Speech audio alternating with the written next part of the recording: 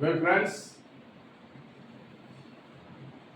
अब ये जो बाकी बचा हुआ इन्फिनिटिव जो टू इन्फिनिटिव है उसके जो और जो फंक्शन है उन पर गौर करना है, उनके विषय में आज जानना है। सम मोर फंक्शंस ऑफ इन्फिनिटिव्स। अभी तो मैंने बता दिया था कि नाउन का कार्य करता है, किन किन परिस्थितियों में नाउन का काम करता है, और अब ये एडजेक्टिव और एडवर्ब दोनों का काम करता है। एडजेक्टिव कब होता है? जब वो किसी नाउन या प्रोनाउन को मॉडिफाई करता है, क्वालिफाई करता है, तो एडजेक्टिव होगा। और एडवर्ब क्या है? जो एडजेक्टिव या वर्ब या खुद एडवर्ब को जो मॉडिफाई करता है तो एडवर्ब होता है। अब देखिए, पहले function of adjective, functions as adjective, जैसे ये नाउन या प्रोनाउन के बाद आकर उसे क्वालिफाई करते हैं। अक्सर ऐसा होता है कि ये जो एडजेक्टिव होता है नाउन या प्रोनाउन के पहले आके उसको डिस्क्राइब करते हैं, लेकिन यहाँ पर ये होता है कि नाउन के बाद आकर के उसको डिस्क्राइब करते हैं इन्फिनिटिव। जैसे देखिए, पहला exam, I have many books to read. ये बुक्स जो है नाउन है, काहे के लिए है? कैसे हैं? कैसे हैं? कैसे हैं के उत्तर में जो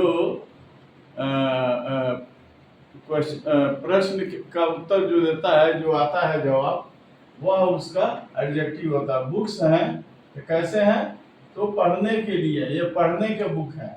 आई have many books to read. मेरे पास कई किताबें हैं पढ़ने के लिए। तो टू रीड ये एडजेक्टिव का काम कर रहा है यहाँ पर, और ये नाउन है, ये इसको डिस्क्राइब कर रहा है। इसी तरह he has a number of. A number of माने क्या होता है? बहुत संख्या में, काफी। ट्वाइस नाउन है। A number of twice to play. यहाँ नाउन के आगे टू प्ले आ गया इन्फिनिटिव, तो ये इसको मॉडिफाई कर रहा है, क्वालिफाई कर रहा है। तो ये यहाँ पर ये इन्फिनिटिव एडजेक्टिव का फंक्शन कर रहा है, कार्य कर रहा है। तो ये एडजेक्टिव किन किन परिस्थितियों में होगा ये बता दिए। ये नाउन या प्रोनाउन के बाद आकर के उस नाउन के विषय में कुछ बताते हैं। ये हो गया एडजेक्टिव का फंक्शन। अब इसके बाद से एडवर्ब का फंक्शन। एडवर्ब का फंक्शन कब होता है? जब ये वर्ब को मॉडिफाई करे या एडजेक्टिव को मॉडिफाई करे। जैसे देखिए, after a verb as adverb and modified it, माने वर्ब के बाद आकर के जो शब्द वर्ब को मॉडिफाई करता है ये एडवर्ब का काम करेगा। जैसे वी ईट टू लीव, क्या है? हम खाते हैं किस लिए? To leave. यहाँ पर एडवर्ब के विषय में मैंने वो बताया था कि एडवर्ब के इतने टाइप होते हैं, उसमें कारण बताते हैं, पर्पज बताते हैं, टाइम बताते हैं, प्लेस बताते हैं, और ये तुलना, कंपैरिजन बताते हैं। तो ये सब जो टाइप होते हैं इनको हम एडवर्ब भी कहते हैं। तो यहाँ पर टू लीव ये क्या बता रहा है? Showing purpose. यहाँ पर पर्पस शो कर रहा है कि हम खाते किस लिए हैं? जीने के लिए। तो पर्पस बताने वाले जो वर्ड होते हैं या ग्रुप ऑफ वर्ड होते हैं वो एडवर्ब का काम करता है, इसलिए ये एडवर्ब है। फिर after an adjective as adverb, adjective के बाद आकर के, ये तो था वर्ब के बाद आकर के, वर्ब के आगे आकर के यहाँ पर ये एडवर्ब का काम कर रहा है। दूसरा आफ्टर एन एडजेक्टिव, माने एडजेक्टिव के बाद आकर के जो एडवर्ब का काम करते हैं। जैसे the moon is beautiful to look at, मतलब चंद्रमा ये ब्यूटीफुल है, एडजेक्टिव है। तो एडजेक्टिव है तो इसके लिए आया टू लुक एट, माने ये दर्शनीय है, देखने लायक होता है। टू लुक एट माने देखने लायक होगा। तो यहाँ पर ये कैसा है कि उत्तर में देखने योग्य है। तो देखने योग्य है ये टू लुक एट, ये बता रहा है कि ये जो है इस एडजेक्टिव के को मॉडिफाई कर रहा है। तो ये जो इंफिनिटिव ग्रुप है या फ्रेज है ये एडवर्ब का काम कर रहा है, मॉडिफाइंग द एडजेक्टिव ब्यूटीफुल। कारण लिखेंगे यहाँ पर modifying the adjective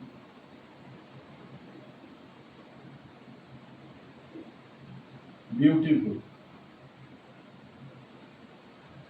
So this is an adverb. तीसरा है like a sentence adverb। Sentence adverb ये हमको लग रहा है कि ये रह गया था। सेंटेंस एडवर्ब वो होता है जो पूरे के पूरे सेंटेंस को ही मॉडिफाई करता है। एडवर्ब क्या है कि ये वर्ब को एडजेक्टिव को मॉडिफाई करता है। लेकिन जब कोई वर्ड या ग्रुप ऑफ वर्ड जब पूरे सेंटेंस को ही मॉडिफाई करता है तो उसको हम सेंटेंस एडवर्ब कहते हैं। जैसे यहाँ पर समझ में आ जाएगा, to be honest, I just don't like him, मतलब कहता है कि ईमानदारी से कहें टू बी ऑनेस्ट, ये देखिए इन्फिनिटिव है, टू बी ऑनेस्ट, ईमानदारी से कहूं तो आई जस्ट डोंट लाइक हिम, मैं तो उसे पसंद नहीं करता। तो ये जो फ्रेज है ये फ्रेज पूरे के पूरे सेंटेंस को मॉडिफाई कर रहा है, इसलिए the phrase to be honest is modifying the whole sentence.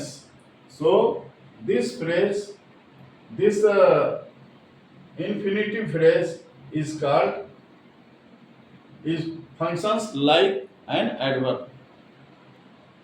तो ये हो गया इंफिनिटिव के विषय में जो फुल इंफिनिटिव है, टू इंफिनिटिव है, उनके फंक्शन के विषय में। तो ये फंक्शन क्या करते हैं, नाउन का काम करते हैं, एडजेक्टिव का काम करते हैं और एडवर्ब का काम करते हैं। कौन कौन सा काम करते हैं, नाउन, एडजेक्टिव और एडवर्ब, सबका मैंने डिटेल बता दिया। अब इसके बाद से बेयर इंफिनिटिव्स होता है। दूसरा जो टाइप है उसे हम बेयर इंफिनिटिव बोलते हैं।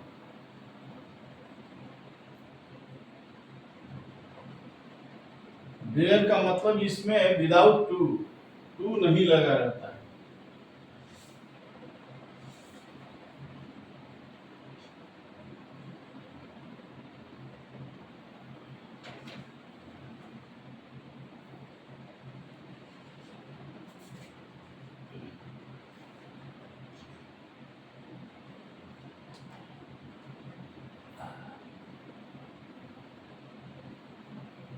Where infinitives यानी कि मतलब होता है कि विदाउट टू।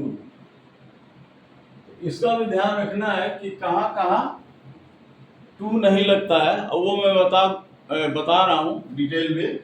ये 4 जगह होते हैं जहाँ की टू नहीं लगते हैं।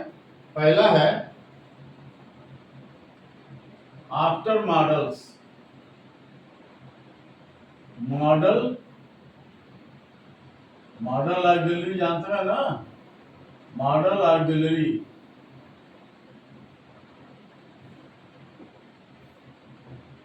मॉडल ऑक्सिलरी होता है will, would, shall, should, can, could, may, might, must, ought to, need, dare and used to. ये कुल 13 होते हैं। तो देखिए आफ्टर मॉडल ऑक्सिलरी, वैसे इसको आप बहुत अच्छी तरह जानते हैं, सामान्य रूप में भी ये आप जानते हैं, लेकिन इस संदर्भ बस इसका जिक्र करना जरूरी है। जैसे शी कैन स्पीक, यहाँ देखिए क्या है, ये स्पीक मेन वर्ब है, ये मॉडल ऑक्सिलरी है। तो इन्फिनिटिव क्या बताया गया था कि टू और मेन वर्ब का जो बेस फॉर्म है वही इन्फिनिटिव होता है। यहाँ पर टू गायब है। She can speak 3 languages.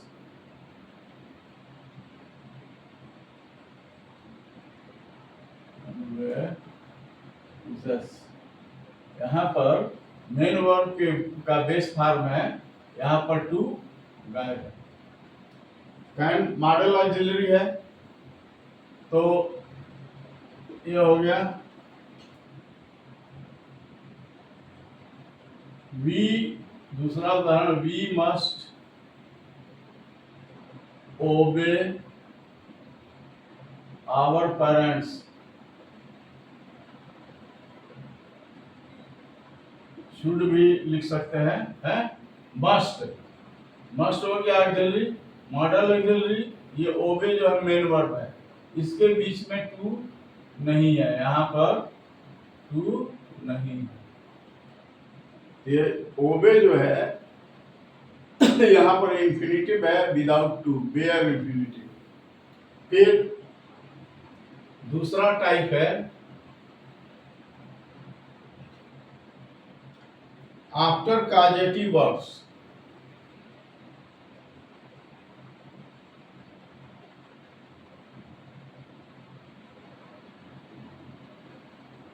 काजेटिव verbs, ये काजेटिव वर्ब्स क्या होते हैं? आप सेंटेंस जानते हैं, हर सेंटेंस में एक सब्जेक्ट होता है, तो जिसमें काजेटिव वर्ब्स होते हैं उसमें भी सब्जेक्ट होता है, इसमें भी सब्जेक्ट होता है, लेकिन वो सब्जेक्ट खुद कोई कार्य नहीं करता है, वह कार्य किसी और से कराता है। जैसे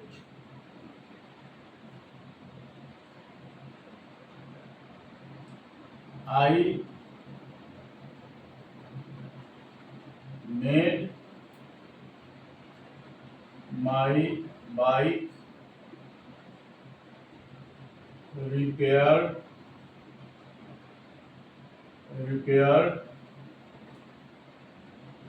by मैकेनिक। देखिए सब्जेक्ट है आई, लेकिन मैंने बाइक को नहीं बनाया। ये बाइक कौन बना रहा है? मैकेनिक बना रहा है। तो इस तरह के जो वर्ब होते हैं जिसमें कि सब्जेक्ट खुद न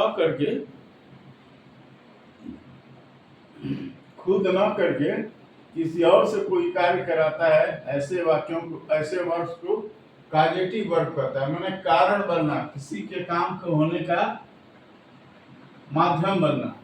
आप सिर्फ माध्यम बनते हैं लेकिन काम कोई और करता है। ये सब वर्ब, इसको नोट कर लीजिएगा। ये सब वर्ब कौन कौन होते हैं?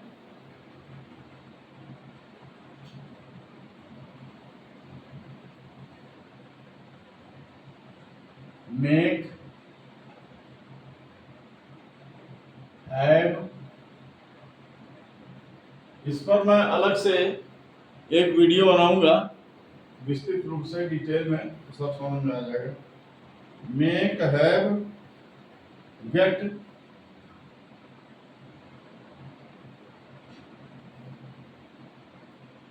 Help,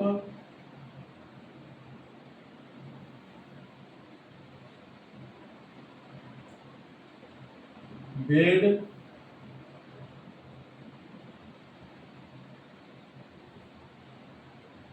force, required, etc। ये इतने, लेट तो नहीं लिखा, लेट भी होता है, लेट। इतने काजेटिव वर्ब होते हैं जो जिनका यूज करके हम सेंटेंस में ये दिखाते हैं कि ये कोई कार्य दूसरे के द्वारा किया गया। जैसे मैंने एक उदाहरण मैंने बताया अभी थोड़ी देर पहले। अब देखिए, आफ्टर काजेटिव वर्ब के बाद कोई इन्फिनिटिव टू नहीं आता है। इन्फिनिटिव आता है लेकिन उससे पहले टू नहीं आता, बेयर इन्फिनिटिव आता है। जैसे कुछ उदाहरण है, the teacher made us rewrite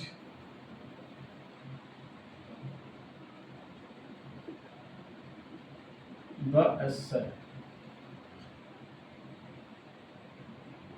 देखिए, टीचर ने हमें, मेड अस माने हमको, अस माने हमको, हमसे, हमको मजबूर कर दिया क्या करने के लिए, री राइट द एसे, ऐसे को पुनः लिखने के लिए हमें तैयार कर दिया या फोर्स कर दिया या मजबूर कर दिया। यहाँ पर मेड के जगह पर फोर्स्ड भी हो सकता है, फोर्स्ड अस, मजबूर कर दिया, बल पूर्वक हमसे ये काम करा लिया, फोर्स भी हो सकता है। ठीक है, फिर यहाँ मेड अस रीराइट, यहाँ रीराइट जो मेन वर्ब है इसके पहले टू यहाँ पर नहीं है। फिर है let him go, let him go, यहाँ लेट आ गया तो लेट वाले जितने भी सेंटेंसेस होते हैं उसमें मेन वर्ब के पहले टू नहीं लगा होता है। लेट हिम टू गो नहीं होता है, लेट हिम गो होता है। Let him do this work, let him play. तो इस तरह के वाक्य होते हैं। फिर है शी बेड, बेड जो है फारबिड, फारबिड जानते हैं, फारबिड BID होता है, बिड माने मना करना, उसी का सेकंड फॉर्म बेड है। इसको फारबिड और फारबेड के भी इसके जगह पर यूज किया जाता है। She bade me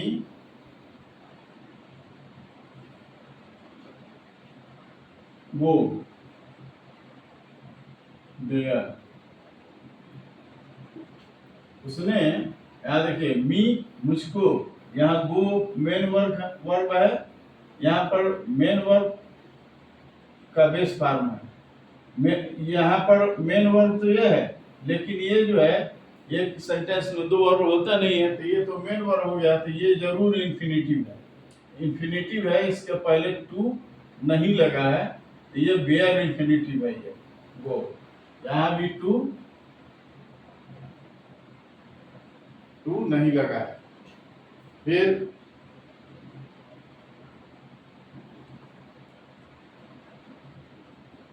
we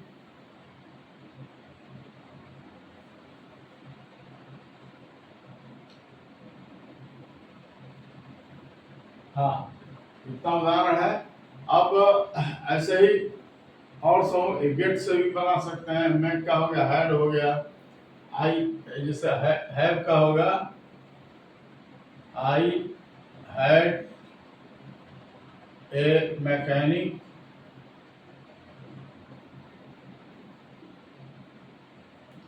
repair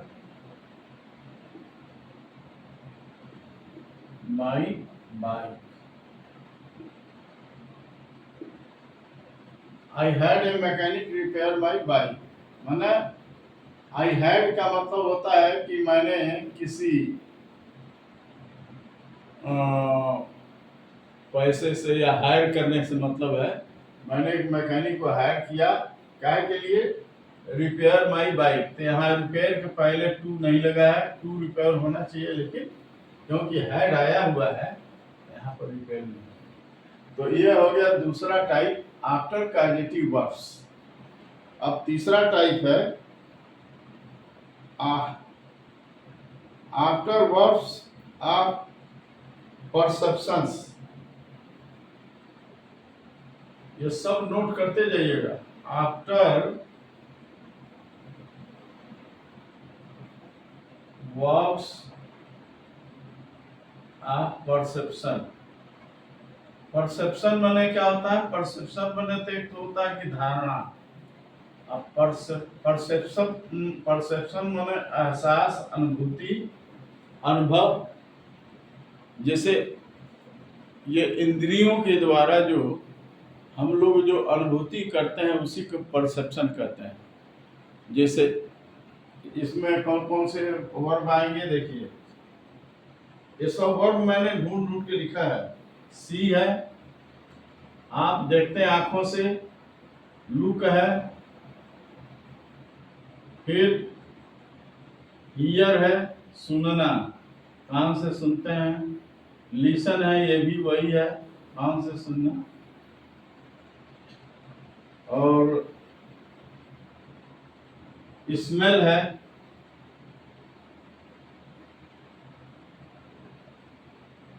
और टेस्ट है,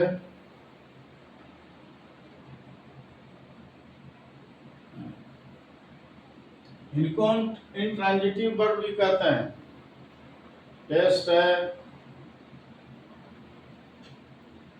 फील है, सीम है, और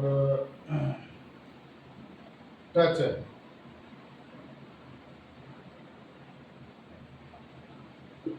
जहां इंट्रांजिटिव वर्ब का काम करेगा वहां टच जो है, यहाँ ये टच जो है वर्ब्स ऑफ परसेप्शन कहलाएंगे। तो अब इस पर देखिए उदाहरण सब। I heard the dog bark, I heard the dog bark. देखिए यहाँ पर एक सेंटेंस है, इसमें आप लोगों को लगेगा आई हर्ड द डॉग बार्किंग होना चाहिए, बार्क क्यों लिखा है? बार्किंग का मतलब कि वो पहले से बार्क कर रहा है और आप अचानक गए उसको सुने तो वहां बार्किंग होगा। लेकिन जब किसी कार्य को आप शुरू से अंत तक सुने तो वहां पर बार्क का प्रयोग होगा। I heard the dog to, यहाँ पर साइलेंट है, टू नहीं है, ये भी इन्फिनिटिव है, वेयर इन्फिनिटिव है। I heard the dog bark. फिर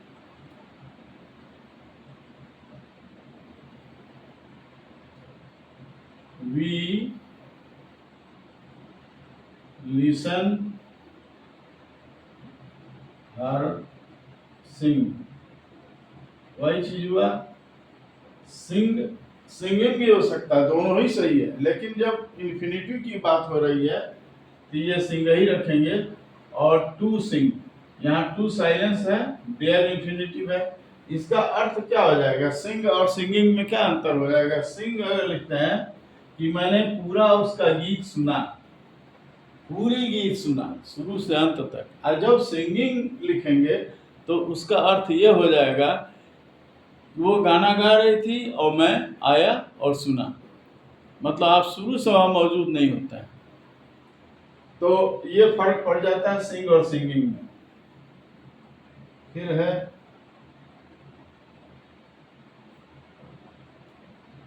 बहुत लंबा वाक्य है,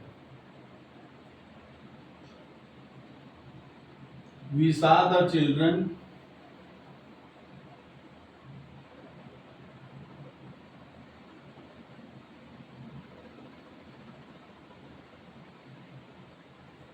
प्ले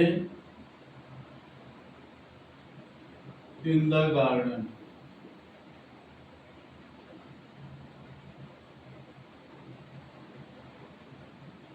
ये तो मेन वर्ब हो गया। यहाँ भी एक और है, इसका मतलब कि ये जो है मेन वर्ब नहीं है, ये जो है इन्फिनिटिव का काम कर रहा है। Children play in the garden, यहाँ पर भी टू टू यहाँ पर गायब है, विदाउट टू ये इंफिनिटिव है, बेयर इंफिनिटिव ये है। ये प्लेइंग भी हो सकता है वही, लेकिन अंतर वही हो जाएगा कि प्लेइंग अगर होगा तो मतलब वो खेल रहे थे पहले से और जाके हमने देखा, लेकिन प्ले अगर है तो शुरू से अंत तक उसके खेल को देखा, इसका अर्थ यही हो जाता है। तो ये हो गया तीसरा टाइप। अब इसको आप लोग नोट कर लीजिए या स्क्रीनशॉट ले लीजिए, मैं मिटाने जा रहा हूँ।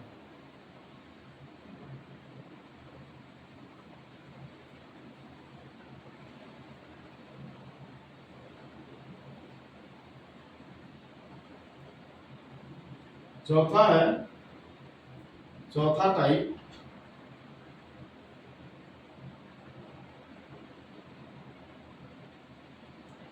had better after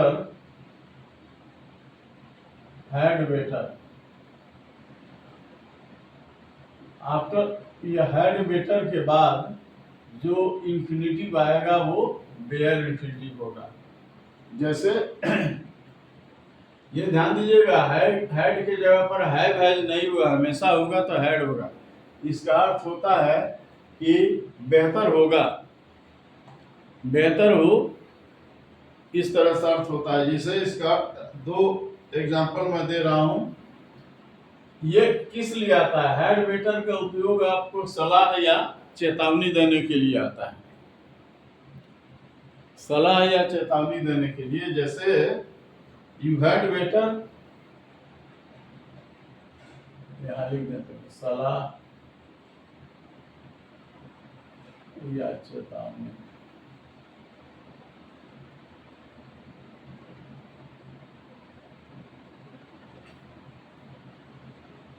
You had better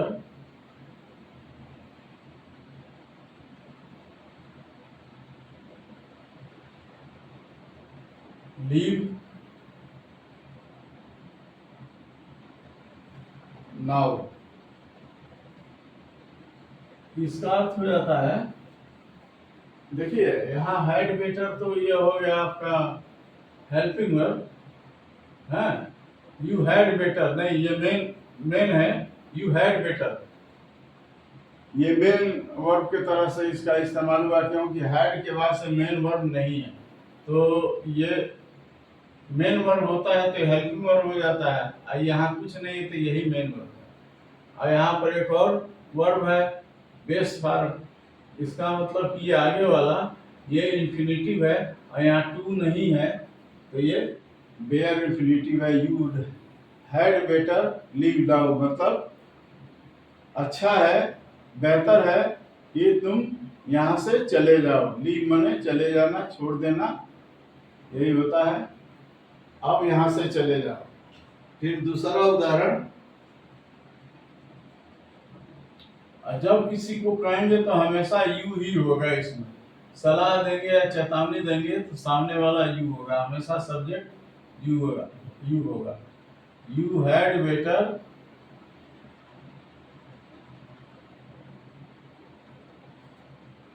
complete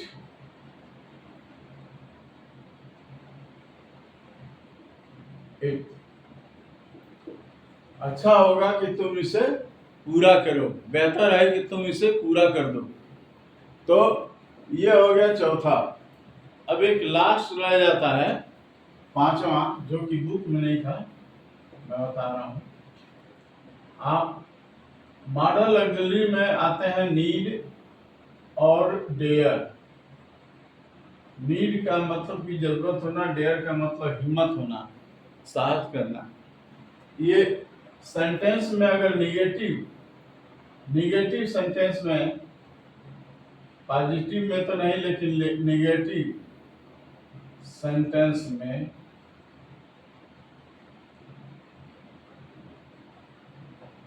इनके बाद नॉट आएगा,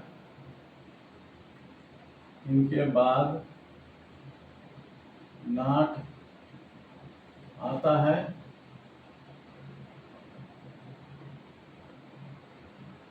तब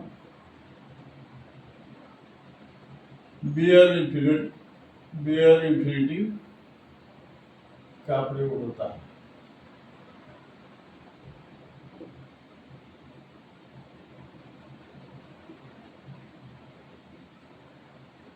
का प्रयोग होता है। यह भी एक तरह से सलाह या चेतावनी के रूप में दिया जाता है कि तुम्हें वहां जाने की जरूरत नहीं है। जैसे इसमें भी यू है, you need not go there. अब तुम्हें वहां जाने की जरूरत नहीं है। यहाँ देखिए नीड नॉट, यहाँ ये नीड जो है हेल्पिंग वर्ब भी है और मेन वर्ब दोनों ही का प्रयोग हो रहा है, क्योंकि नॉट हमेशा हेल्पिंग वर्ब के बाद ही आता है और नीड मेन वर्ब के, माने जरूरत नहीं है, यहाँ जरूरत नहीं है वहां जाने की। यहाँ पर टू साइलेंट है, छिपा हुआ है, टू का प्रयोग नहीं है, इंफिनिटिव है। और डेयर से होगा यू, इसी तरह से बना सकते हैं हम, यू डेयर नॉट